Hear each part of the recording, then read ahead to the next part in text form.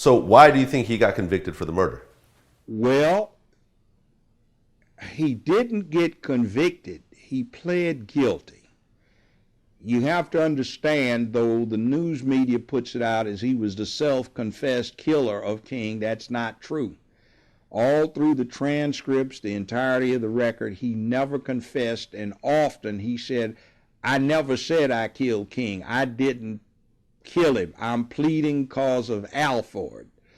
That's A-L-F-O-R-D. It's a moderately old U.S. Supreme Court case, and it says, even if you are not actually guilty and you are pristinely innocent, you may plead guilty to the charge if you think that doing so is in your best interest under all of the circumstances as you know them to be, and you're doing so freely, voluntarily, understandingly, knowingly, advisedly, and intelligently. So Ray had gone through all of these and had lost. Oh man, this one's complicated. Plots within plots.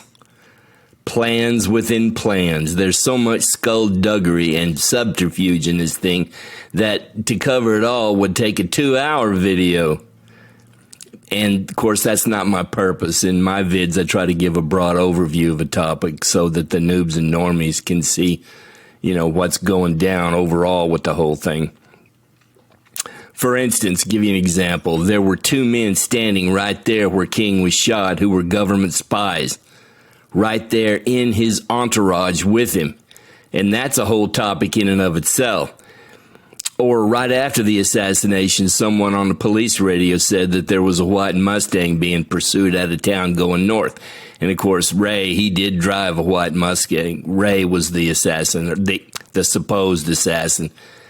But of course, there was no car and no one knows who it was on the radio said that. But of course, naturally, all the cops in the city headed that way, which gave the real murderers a free pass to get out of town the other way. Oh, and there's all kinds of little stories like that popping up everywhere around this thing. But anyway, let's get into it and I'll show you what's going on. Okay, I've got a map here to show you what's going on. This point right here is where the assassin was supposedly standing. This is where King was shot, and this place up here is where another fella says the shot actually originated. That is the dormitory of a fire station, and we'll get into that in a little bit. Down here is Jim's Grill, where a guy named Lloyd Jowers was the owner. Years later, he admitted that he was part of the conspiracy to kill King, and King's family sued him in civil court and won the suit. And we'll get into that too. Here's an actual photograph shot from the other side at the moment of the assassination. And I had never seen this photograph before, but at any rate, I have the supposed assassin's location right there circled so you can get an idea of that. There's the fire station dormitory right there.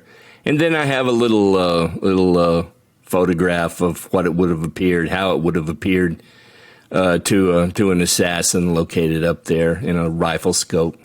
This is something that I didn't see anywhere. It's something that I noticed. Look at this photograph, the colorized one that I just showed you. There's a woman right there. I have her circled. Okay, now look over here at this black and white, which is the one most folks think of when they think of seeing the whole thing. And you'll notice she's not in the picture right there. Someone took her out. And, it took some real skill to get somebody out of a photograph back then. They didn't have Photoshop. It took some very real skill to do that. Now, what does that mean? I don't know. Why is that important? I don't know. But somebody thought that it was important or they wouldn't have done it. And this just underscores what I said previously. There are so many little things popping up here and there around this thing. And there's just no way you could cover them all. The guy supposedly did it, James Ray. One thing that many don't know is that Ray was in prison in 1967, the year before the assassination, serving a 20-year sentence for a grocery store robbery in 1959. After a couple of unsuccessful escape attempts, Ray succeeded in breaking out of prison on April 23, 1967. Unknown to Ray was the fact that he had been helped to escape. The warden of the Missouri State Penitentiary, where he was paid $25,000 by Russell Adkins Sr. to allow the escape, as confirmed by Ron Adkins, his son. So for over a year prior to this, they were setting this guy up and getting him ready to be the patsy. Okay, now here's the gun. And I'll just read this. A CNN report from July 11th, 1997 mentions that test bullets fired from the rifle believed to be used in the killing of King did not match the markings on the bullet that killed him. This suggests that a weapon found near the murder scene with James Earl Ray's fingerprints on it might not have been the murder weapon. Okay, the rifling marks on a bullet are just like fingerprints, and they're unique to every single firearm. If they weren't the same, then it ain't the same gun. There's no perhaps or maybe about it. Also, look down here, I've circled it. There's Jim's grill I had aforementioned, and this is where they found the rifle, laying on the street, the sidewalk. Right after the assassination, someone said they heard somebody come by and drop this. That and some binoculars, and of course it had Ray's fingerprints all over it, laying right there on the sidewalk. Now, who is going to do that? Who would take a rifle right after an assassination and just lay it on the sidewalk for the whole damn world to see and find? Give me a break. Hey, now here's where it starts to get juicy. The 1999 civil court trial against Lloyd Jowers is the only trial ever conducted regarding the assassination of Dr. King, and it provides some unique insights, and I'm just going to read them off here. The U.S. 111th Military Intelligence Group were at Dr. King's location during the assassination. The 20th Special Forces Group had an 8-man sniper team at the assassination location on that day. The usual Memphis police special bodyguards were advised that they weren't needed on the day of the assassination. Remember Kennedy? They took his Secret Service off. Regular and constant police protection for Dr. King was removed from protecting Dr. King an hour before the assassination. Military intelligence set up photographers on the roof of a fire station with a clear view to Dr. King's balcony. Dr. King's room was changed from a secure first-floor room to an exposed balcony room. And he goes deeper than that. There was evidently a courtyard on the other side that was concealed, of course, and someone called in the night before, no one knows who, of course, and moved it to where he got shot.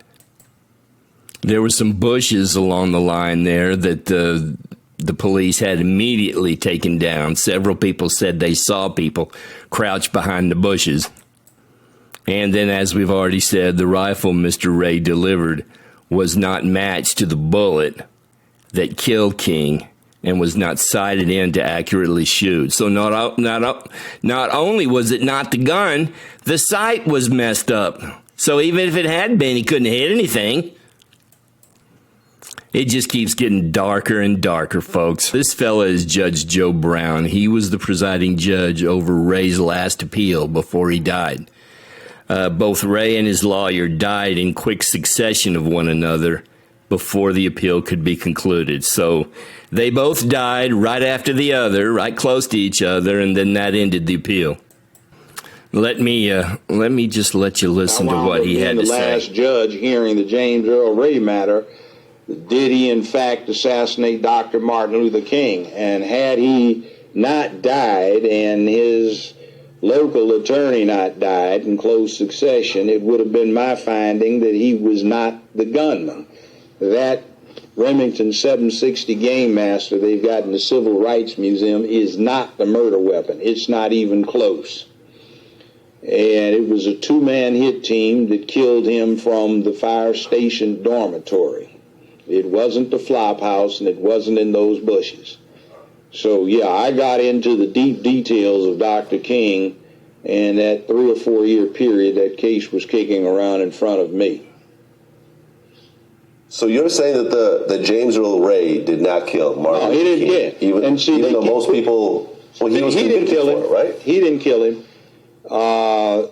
It's interesting. The homicide file for the Memphis Police Department reaches the same conclusion back in 1968. They entered their file in protest to the DA's office. Their conclusion was Ray is not the gunman. He was not even in Memphis that day. We know conclusively where he was. The thing the state relied upon was the rifle, but modern scientific methodology excluded that rifle from being the murder weapon. The bullet they pull out of King's body has a rate of rifling twist of 1 turn in every 11 1/4 inches. The rifle that Ray had a rate of rifling twist of 1 turn in every 10 inches and a bad manufacturing defect that is not apparent on the death slug.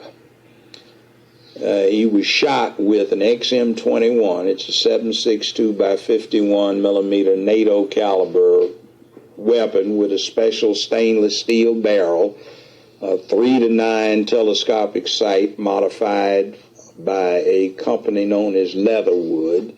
It was a Redfield sight, and they used special subsonic ammunition with a suppressor on the end to reduce the velocity of the bullet to below supersonic to confuse the sound signature. The shot came from the dormitory in the fire station through a window that had been slightly parted.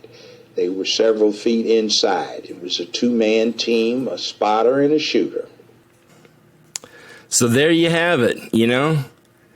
They murder a guy in broad daylight, in public, and get away with it scot-free. And that was what, 55, 60 years ago? Just think how they've been able to hone their skills since then. Think about what they could do. This is one of the reasons why I kind of am suspicious of Donald Trump. If he's really such a threat to them, why isn't he dead? Or even a guy like Alex Jones, if he's really a threat, why is he still alive? And you might say, well, it'd be too obvious. Well, no. All they'd have to do is put something on their toothbrushes and they'd have a stroke or a heart attack, especially Trump. Trump's in his 80s after all. You know, there wouldn't be any problem getting rid of him, and yet there he is. So I'm suspicious of what's going on in the country now. And, you know, I'm very pessimistic. I think if this is going to come out okay, it's going to probably wind up, people are going to probably wind up voting with bullets. And I don't know. Are we doomed or not? I don't know. But anyway, if you like the video, give me a subscribe and a like, and adios. Thanks a bunch.